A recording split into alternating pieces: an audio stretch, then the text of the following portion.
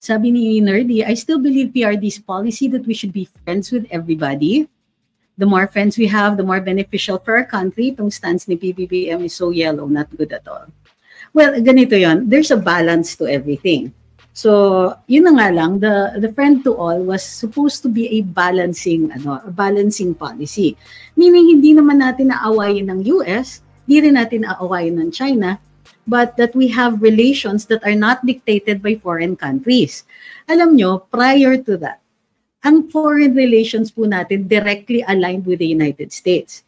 Na iba lang po nung panahon ni Presidente Rodrigo Duterte. Kasi nga, friend to all. So, hindi na po tayo madiktahan ng US. Pero just be, so, para lang sa, sa mga sumusubaybay dito na very pro-US. Alam nyo ba na at the last minute, the US threw their support to Rodrigo Duterte, pero he was never beholden to them. Okay?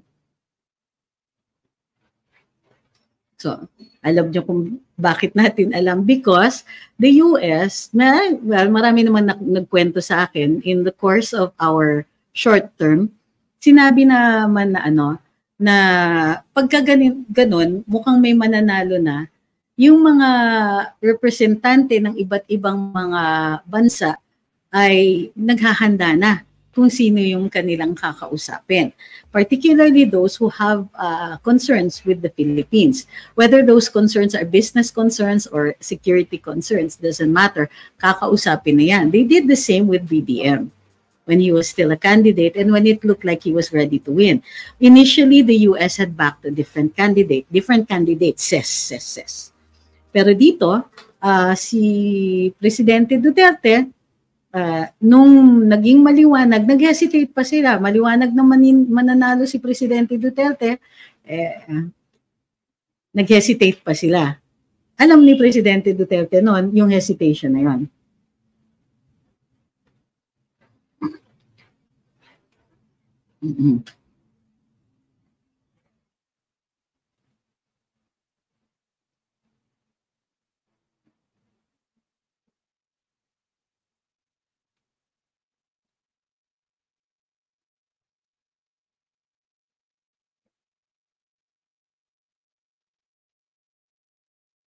Wala po ang mga Espanyol, Amerikano at iba pang nanakop sa Pilipinas. May trade relationship tayo sa China, sa Palawan, sa may gawing norte na tinatawag nila noong Ugenshang. Well, meron ding Maiyi, di ba? Dalawa ang teorya sa Maiyi, either Laguna daw siya o Palawan, di pa sure. Hi kay Damon. Naku, I hope you're all right. Please feel better soon.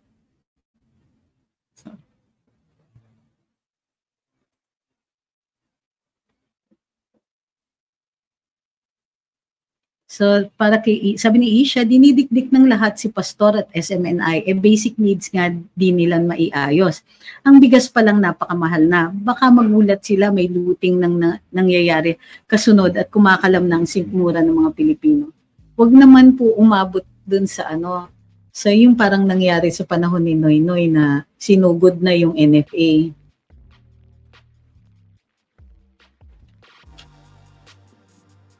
Sabi ni Mask Equalizer, uy, parang kunwari, sige, sabi nila, sinong sila? Sino po source ninyo?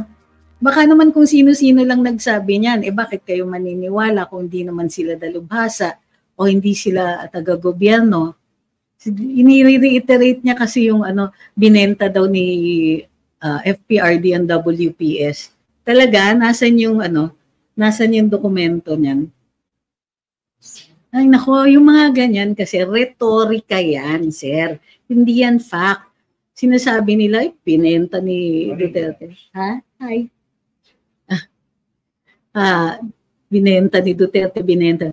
Unang-una, walang benta. Kasi you cannot sell that. You cannot sell that area.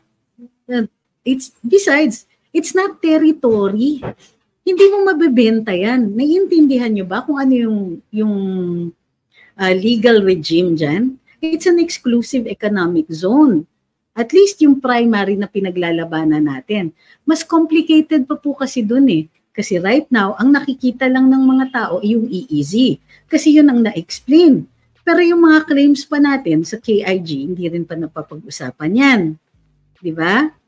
Marami po, ang dami-dami pong issue dyan. Kaya pag sinabi ninyong nabenta, aba, yung mga ganyang akusasyon, kailangan ng dokumento.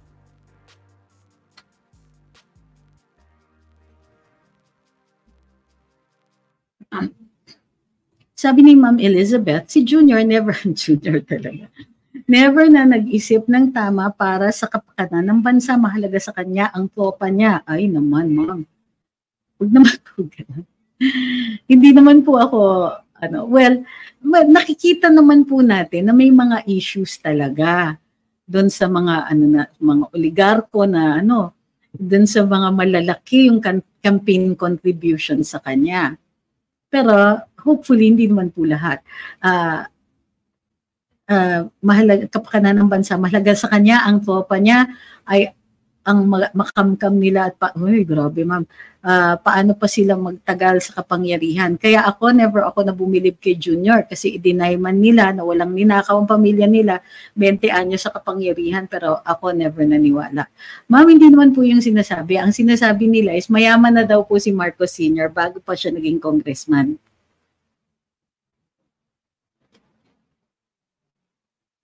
Sabi ni Miro, kung pwede pala with ibenta yon, di sana bumili na si Tita Cynthia. Sabi niya, yan ang dapat ng Sutil Sunday. Sabi ni Ma'am Dina, kumukuha siya ng simpatiya sa Europe sa usapin sa China na kampihan sila. Nagmamadali siya dahil malapit na ang botohan sa US.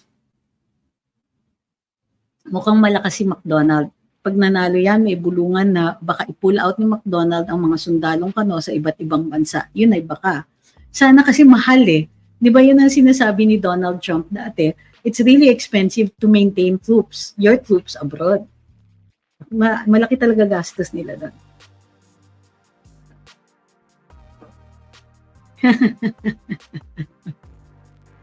Sabi ni Ju Haili, gumulo lang daw ang usapan dito sa bansa dahil meron daw gustong mang-agaw ng pwesto.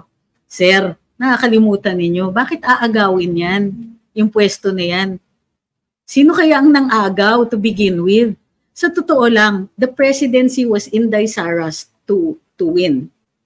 If she wanted it, she could have had it. No questions asked, and she would have won by, sabi nga ni Erap, by a landscape. Pero, so, there's really no point in saying, gusto kasi nilang mang-agaw, gusto silang mang-agaw. Sir, that doesn't answer the arguments. Kasi, yung sinasabi ninyo is, sariling kapakanan lang yan. Ibig sabihin, yung mga sinasabi namin tungkol sa pagkain ay hindi totoo. Talagang greedy, grabbing positions lang. Kaso, sir, totoo. Suportado po yan ng sariling statistics ng PSA at saka ng NFA. Talaga pong mahal. At saka punta na lang po kayo sa sa palengke. Baka naman hindi po kayo nagpupunta sa palengke, hindi po ninyo alam ang presyo ng bigas na ipinangako ng ating Pangulo na aasikasuhin niya. At hindi pa niya inaasikaso hanggang ngayon. Sarili po niyang cabinet secretary sinabi na hindi napondohan yung logistics system. Baka gusto niyo po, yun ang tanungin sa mga amo ninyo.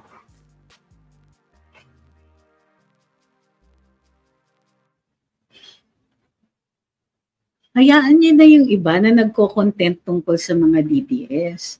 Alam mo, may karapatan naman magsalita at magpahayag lahat ng mga tao. Pero wala silang karapatan gumamit ng audience natin para sa fake news nila.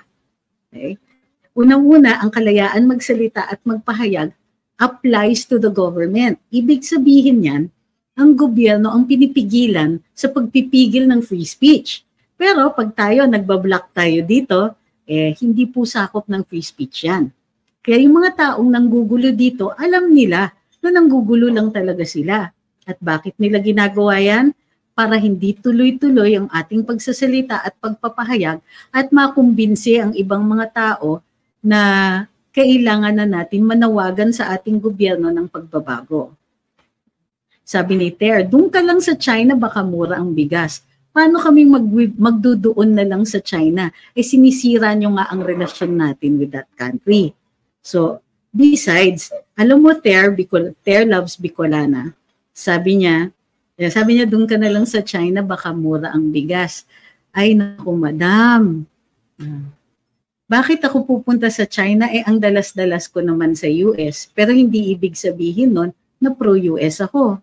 Hindi rin ibig sabihin, pagka-rational ang discussion natin para sa sariling kapakanan ng Pilipinas, para sa pagtutuloy ng ating trade relations at nang sa gayon tumuloy-tuloy yung mga negosyante dito sa Pilipinas, ay ibig sabihin na pro-China tayo.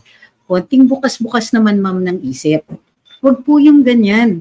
Sa totoo lang, ma'am, kung nasa ibang bansa kayo, racist yan.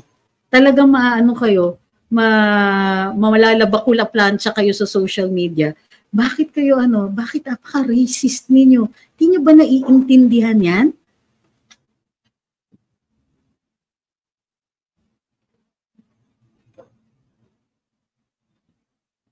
Sabi ni Ma'am RG Chel, nakakalungkot ang reality ng bansa natin. Grabe, ang mahal na talaga lahat ng bilihin. Kauwi ko lang pati ice dati, piso lang, ngayon 5 pesos na siya. Wala nang silbi ang 1,000. Bilis nga ng 1,000 maubos. Sabi ni Towers, mari po, di kayo ma'am sinasabihan ng dun ka sa China. Yung iba po yata nag-comment. Ha? But it's still not a fair comment, di ba? Dun ka na lang sa China just because we're trying to point out a rational foreign policy. Sabi ni Carlos, sabi ng colleague ko from Gambia, ilang decades sila under British rule. Pero hindi nagpatayo ng colleges at infra. Pero dumating ang mga Chinese, may infra at colleges na sila in 5 years time pa lang. Taray, no?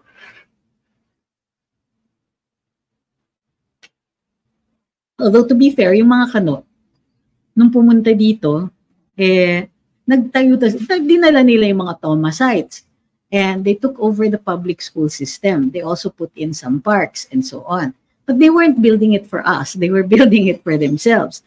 Yung mga schools, because they were racist, they were telling us na, ay kawawa naman these little brown people. Diba? Sabi ni Taurus, basta alam ko po na gamit si Sarah, si PBBM na budol tayo sa magandang mag-English at sa speech ni PBBM.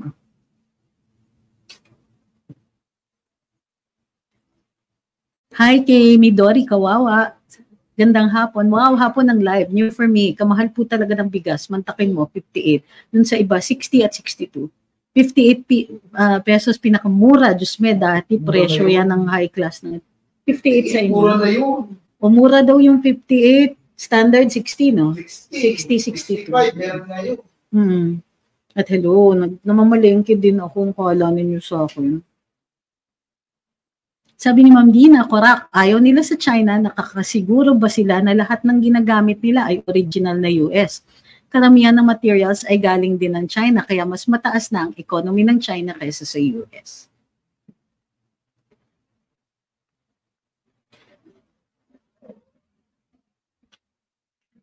Okay. So, alam nyo, we don't have to be all-out galit sa ating mga former colonizers. We have to understand kung anong ginawa nila so that we can understand ourselves better. Isa po yung bakit ganyan kayo magsalita? Uy, pagka may mga mga bodily functions na ginagamit na word, sorry, mabublock talaga kayo.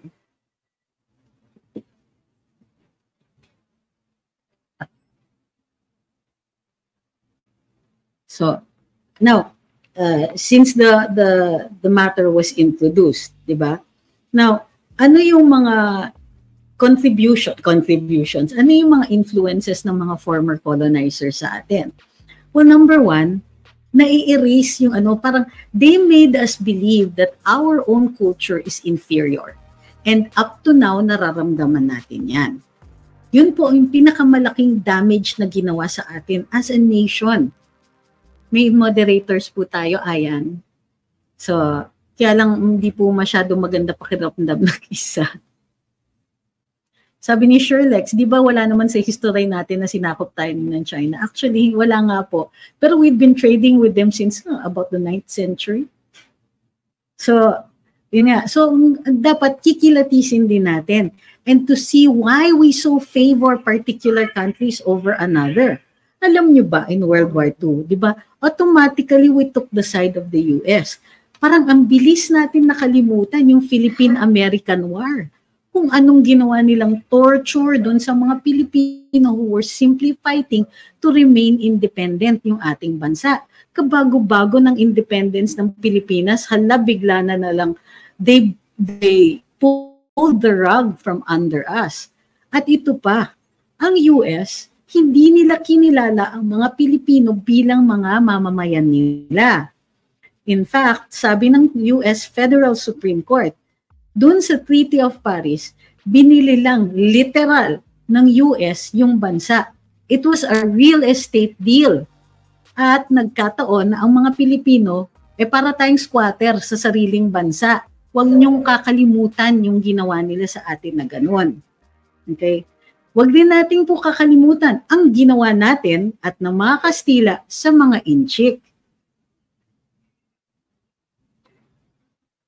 So, naaalala nyo yung Parian? O, di ba meron tayong short talk about the Parian? Bakit Parian? Parian siya, papunta dyan siya. That's what it means. So, hindi sila pwede dito, Parian sila. Others sila.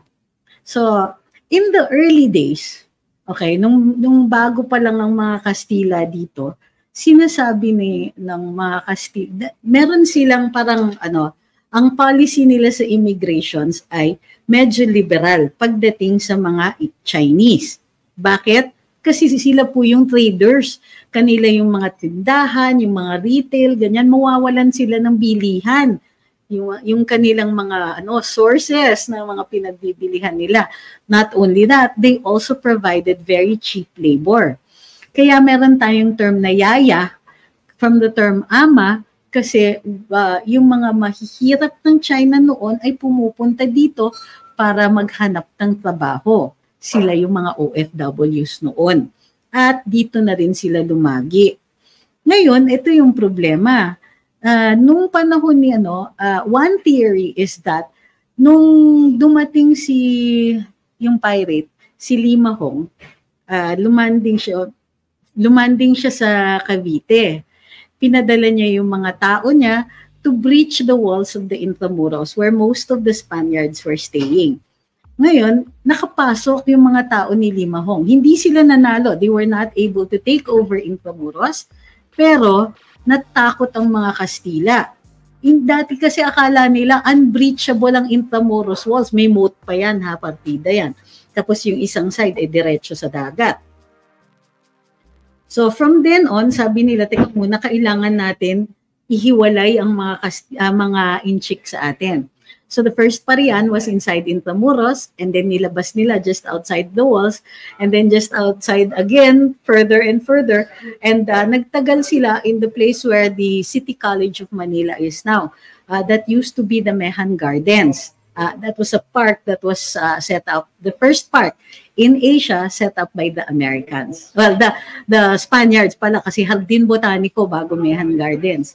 So ngayon, nandun sila sa Mehan Gardens, tinututukan sila ng mga kanyon. Kasi nga, nagkaroon na ng xenophobia yung mga Kastila sa mga Inchik. So, but hindi mapagbawal ng Spanish colonial authorities ang pagpasok ng mga Chinese dito kasi nga sila po ang ating mga retailers and they were a source of cheap labor. So, ang ginawa lang nila is ni-restrict sa nakatira, kung anong oras makakapasok sa Intramuros and so on. So, yung ating attitude towards the Chinese ay nanggaling dun sa time na yon.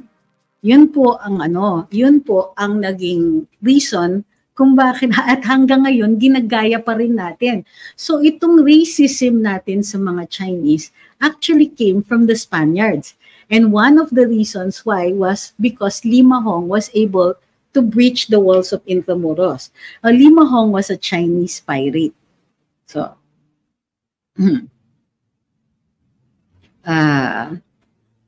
so yun. So kailangan alamin din natin kung saan nanggagaling yung ating mga attitudes na ganyan. And yes, galing yan sa first colonial authorities. The US, they weren't any better. So yung Retail Trade Nationalization Act, which was passed in 1930, restricted the Chinese from owning any businesses in the Philippines. Kaya nagkaroon ng mga maraming intermarriages. Before that, the Spaniards were very liberal with the citizenship of the Chinese. Mas gusto nga nila na pag dumating dito yung mga Chinese, they intermarry with locals, nang sa gayon, they become Filipinos or Filipinized at mawawala yung kanilang connection with China. And hindi mauulit yung kay Lima Hong. At least yun yung reasoning nila noon. Ang mga Amerikano, well, they weren't any better. So yun nga, yung Retail Trade Nationalization Act, one of the laws that were passed during the American colonial period that was out and out racist. Okay, dalawa po yung mga racist na pag-aralan namin. The other one was restricting the sale of alcohol to Cordillerans, but they were called Igorots at the time. So, bakit? Because the Americans treated them like the American Indians, the Native Americans. At sinasabi nila, ay, hindi kaya ng mga yan, ng mga Cordillerans uminom ng alak. So, yun po yung yung racism ng batas na yun. It was very reminiscent of the way that the how do you call this? The white Americans treated the Native Americans. Okay?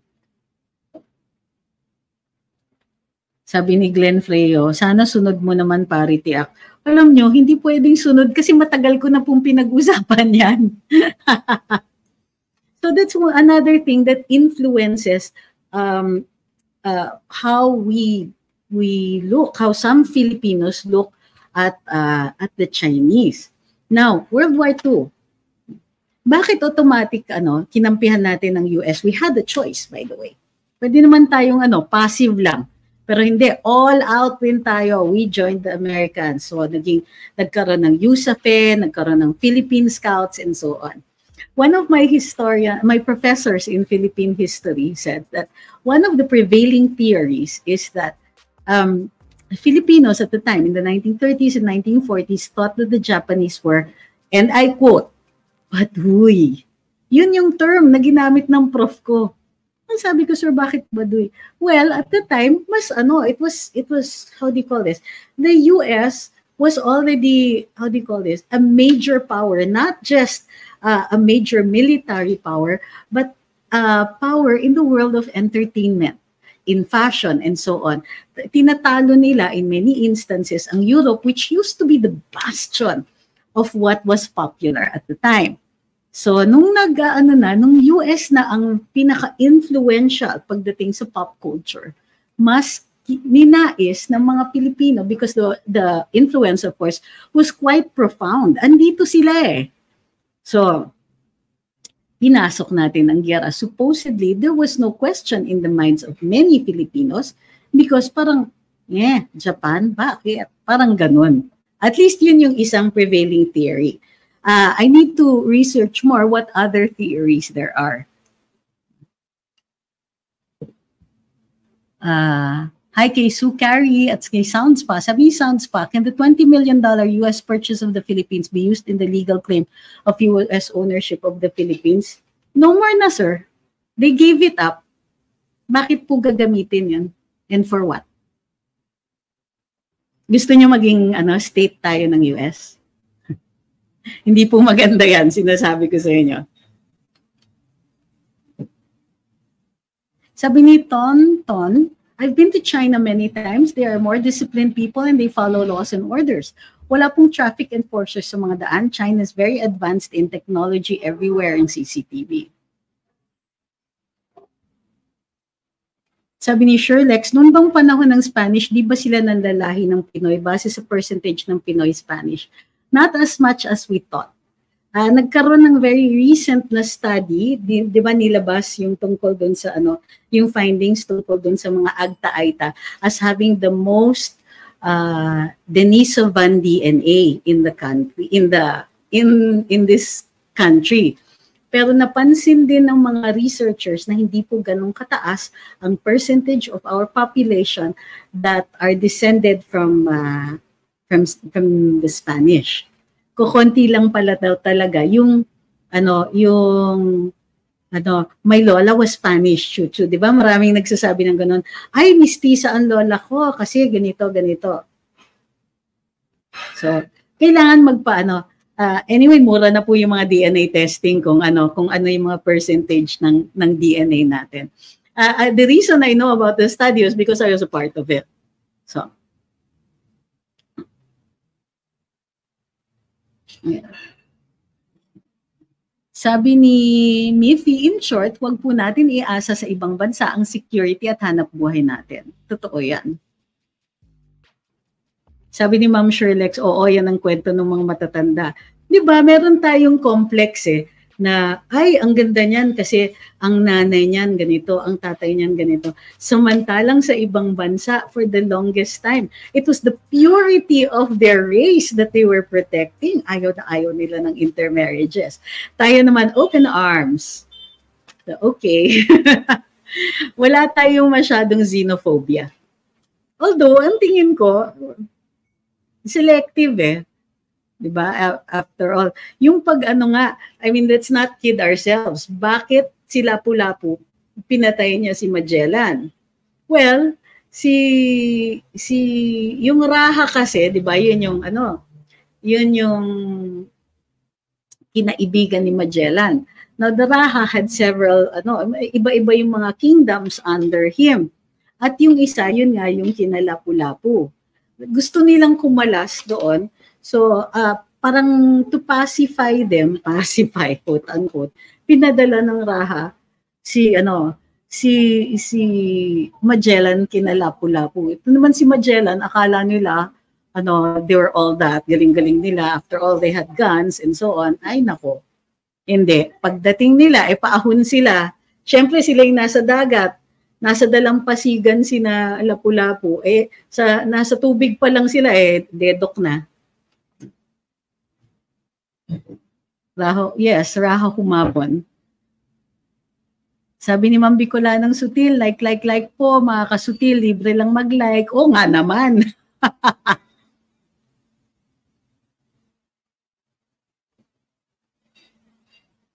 Ano daw yun?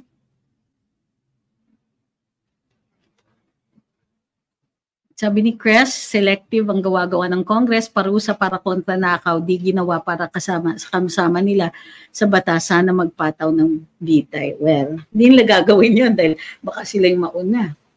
Di ba dati natatandaan ninyo, yung plunder, death penalty yan. Ang daming maaapektuhan. So, hindi na. Sabi ni Roger, was Magellan a Muslim back then? There's no record of that, sir. At least none of the readings that I have seen. So, if you have a reading that says that, pa-link naman.